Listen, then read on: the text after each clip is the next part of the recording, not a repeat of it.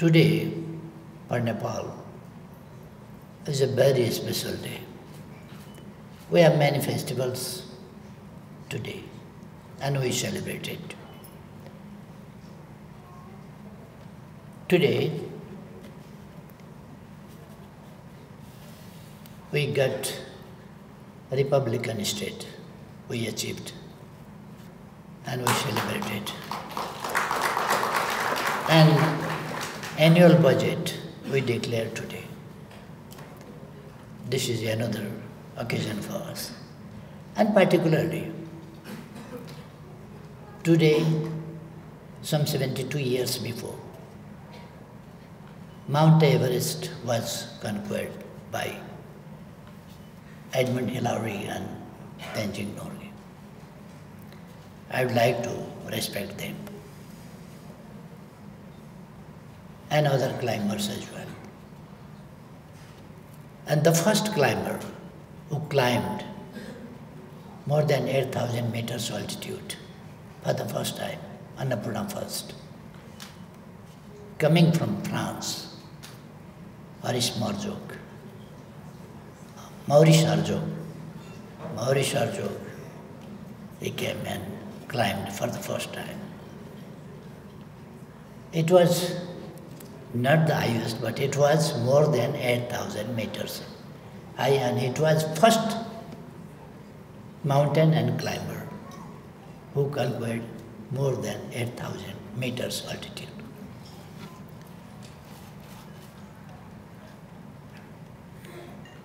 And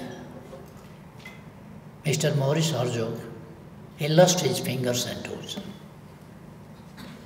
Even then, he wrote a book about mountains and climbing, about the mountains of Nepal. And the book was best,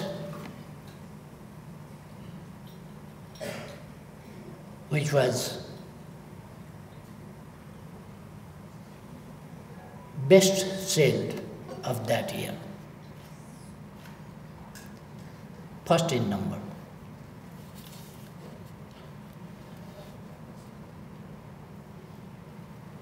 And after 3 years, after 4-5 days difference, 3 years and 4-5 days, Tenzing Norgay and Edmund Hillary climbed Mount Everest. We say Mount Everest, but it is not Mount Everest, it is Sagarmatha. Today, 29th of May, is Sagarmatha Day. 72nd Sagarmatha Day. On the occasion of that day, that very day, we have organized this Summiters Summit 2025.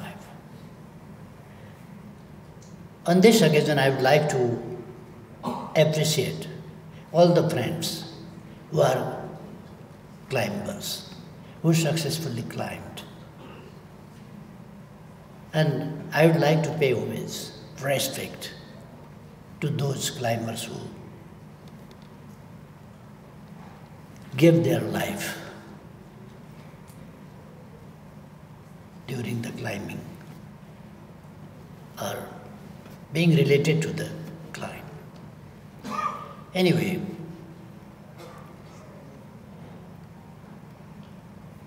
we are now discussing being part of this Summiters Summit. It's a matter of pride for me and happiness.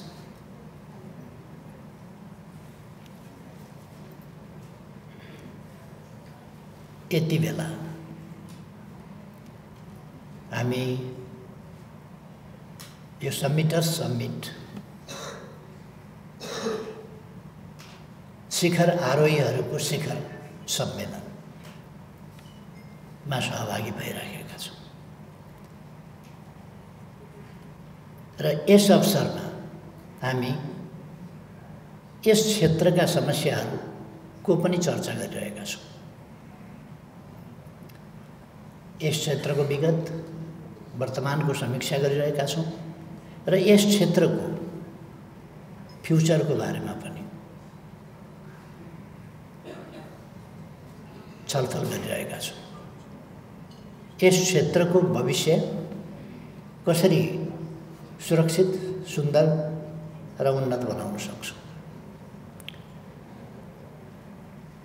मैले अहिले पनि सुने साथीहरूका छलफलहरू, त्यसमा म धेरै केही भन्न चाहन्न। अहिले धेरै केही भनिरहन आवश्यक पनि छैन।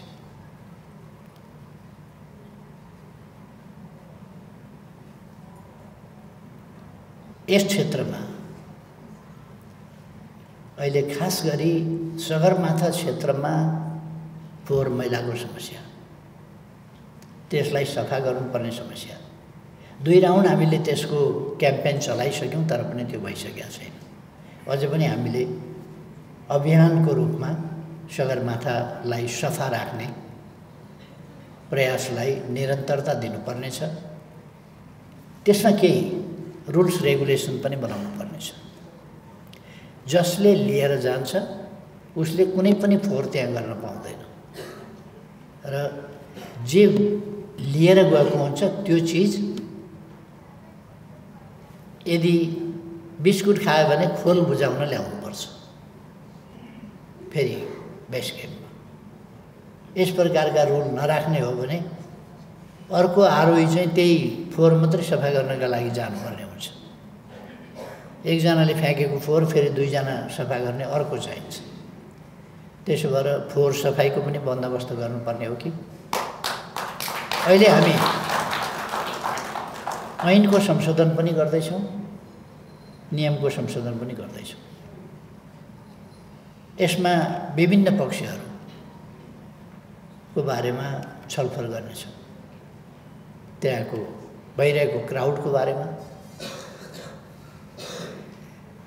अघि हामीले भिडियोमा पनि हेऱ्यौँ कति क्राउड देखिन्छ भन्ने कुरा। सगरमाथा अहिले पहिलेको जस्तो छैन, हिलारी र तेन्जिङ नोर्गे चढेको बेलाको जस्तो छैन। अहिले थुप्रै मानिसहरू चढेर एउटा बाटो बनाइसकेका छ, डोरी टाँगिसकेका छ, पुल यहाँनेरि यस्तो राख्नुपर्छ भन्ने कुरा भइसकेका छ। यस्ता थुप्रै कुराहरू भइसकेका छन्। त्यसकारण धेरै सजिलो छ, पहिले जस्तो गाह्रो होइन।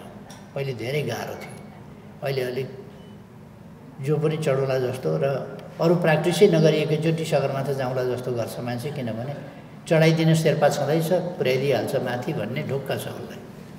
त्यो पनि एउटा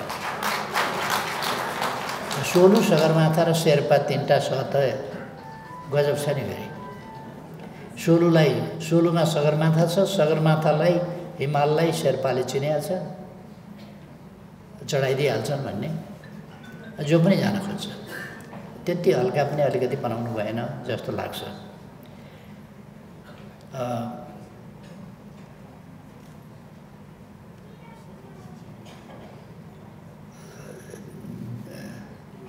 The amendment of law is registered in the National Assembly or upper house of the Parliament, and the rule is going to be amended. It is already in the cabinet. So we are discussing about the amendments of these rules and regulations, law, rules and regulations.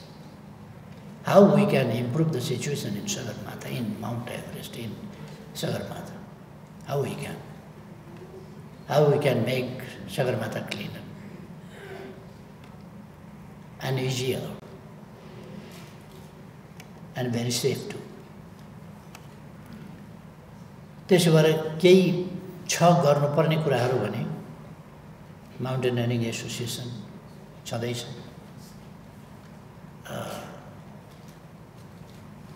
Tourism board यहाँ CEO अहिले भर्खर बोल्दै हुनुहुन्थ्यो। त्यसकारण यी संस्थाहरू मार्फत सरकारलाई ठोस रूपमा सुझाव दिने उपयुक्त बेला भएको छ। किनभने ऐन र नियम संशोधन हुनका लागि प्रस्तावित भएका छन्। र अर्को कुरा, सरकारलाई केही यसमा धेरै लिनु दिनु होइन, यसमा राम्रो गर्नु मात्रै छ। अर्को कुनै इन्ट्रेस्ट छैन सरकारको राम्रो गर्ने बाहेक। त्यसकारण राम्रो गर्नका लागि म यहाँहरूसँग सुझावहरू आमन्त्रण गर्न चाहन्छु। सुझावहरू दिनुहोस्, हामी राम्रो गर्नका लागि त्यसलाई संशोधन गर्छौँ। आरोहीहरूका अनुभवहरू पनि हामीले सुन्यौँ, सहभागीहरूका छलफल पनि हामीले सुन्यौँ, लिडरहरूका अभिव्यक्ति पनि हामीले सुन्यौँ, भिडियो पनि हामीले हेऱ्यौँ, सगरमाथाको अवस्था सुन्यौँ पनि, एक्सपिरियन्सहरू सुन्यौँ पनि र अवस्था भिजुअल हेऱ्यौँ पनि हामीले। त्यसकारण हामीले केही त गर्नुपर्छ। त्यसर्थ हामी यसका निम्ति सबैका प्रयासहरूलाई एक ठाउँ ल्याउँ, मेरो आग्रह छ।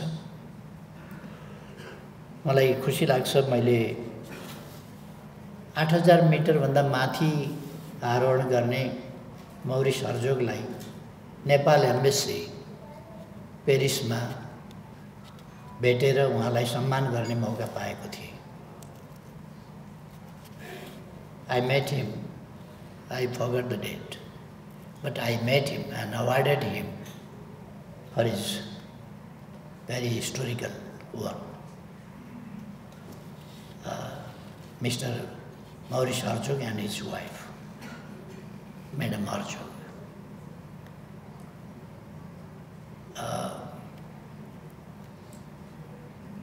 फ्रेन्च साथीहरूमा पनि अरूतिर जस्तै हिमाल चढेका साथीहरू र हिमाल आएका, हिमाल देखेका साथीहरूप्रति उनीहरूमा नेपालप्रतिको ज्यादै गहिरो भावना छ। अर्को फ्रेन्च जो पहिलो सगरमाथा आरोही हुनुहुन्थ्यो, जसले अलिक पछि नै चढ्नुभयो, 1978 मा सगरमाथा आरोही गर्नुभएको थियो, first French citizen who climb the Mount Everest or Sagarmatha was Pirmajo. I got opportunity to meet him and exchange opinions twice with him. That was a good opportunity for me. र मैले अरू साथीहरूलाई पनि भेट्ने मौका पाएको छु र माउन्टेनियरहरूसँग, क्लाइम्बरहरूसँग, सक्सेसफुल क्लाइम्बरहरूसँग, कामिरितादेखि लिएर अरू थुप्रै साथीहरूसँग मैले भेट्ने, सम्मान गर्ने मौका पाएको छु। मलाई खुसी लागेको छ। सफलताका कथाहरू जोडिँदै जाउँ, प्रिय कुराहरू सुनिँदै जाउँ, अप्रिय कुराहरूको स्थिति नआओस् भन्ने कुरा हामी सोच्छौँ र सगरमाथा आरोहणले 72 वर्ष पुरा गरेको छ। यो आगामी दिनमा अझ धेरै वर्षहरू बढ्दै जानेछन्, सफलताहरू बढ्दै जानेछन् र अवस्था र वातावरण परिस्थितिलाई पनि हामीले अनुकूल त्यसै गरी बनाउँदै लानुपर्नेछ। यस काममा हामी सबैको साथ सहयोगको आवश्यकता छ। नेपाल सरकार यसप्रति प्रतिबद्ध छ कदम चाल्नका लागि। म यहाँहरू सबैलाई फेरि एकपल्ट धन्यवाद भन्न चाहन्छु। जो सम्मानित हुनुभएको छ उहाँहरूलाई बधाई भन्न चाहन्छु, शुभकामना भन्न चाहन्छु र जो सम्मानित हुनुभएको छैन उहाँहरू धेरैलाई एकैचोटि सम्मान गर्न नसकिने भएको हुनाले 31 पल्ट चढिसके, अब 30 पल्ट चढ्नेलाई त सम्मान गर्न त गाह्रो भयो नि। त्यसो भएर सम्मान गर्नुपर्ने 30 पल्ट चढ्ने चाहिँ होइन र 10 पल्ट चढ्ने होइन र 5 पल्ट चढ्ने होइन र 3 पल्ट चढ्ने होइन र अवश्य हो नि। तर अब 31 पल्ट चढिएपछि त अरू तलगाले सम्मान पाउने त अलिक गाह्रो हो, कठिन कुरा हुने हो। त्यसो भएर अलिकति थोरै साथीहरूले मात्रै सम्मान पाउनु भएको हुनुपर्छ भन्ने मलाई लाग्छ। थुप्रै साथीहरूले सम्मानयोग्य काम गर्नुभएको छ, धेरै नयाँ कीर्तिमानहरू कायम गर्नुभएको छ। एउटा चेलीले एकै सिजनमा आउँदै जाँदै गरेर 3 पल्ट सगरमाथा केही समयभित्र सफलतापूर्वक आरोहण गर्नुभएको छ।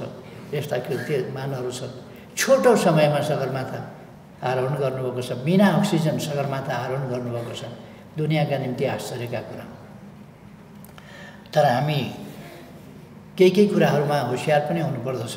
अहिले केही इन्टरनेसनल पेपरहरूमा मैले सुनेको छु कि विभिन्न खालका कुराहरू डबिङ जस्तै केही डपिङ जस्तै केही औषधि खाएर चढेर के गर्यो मान्छेले भन्ने खालका कुराहरू इन्टरनेसनल न्युजहरूमा आयो भन्ने कुरा मैले सुनेको छु।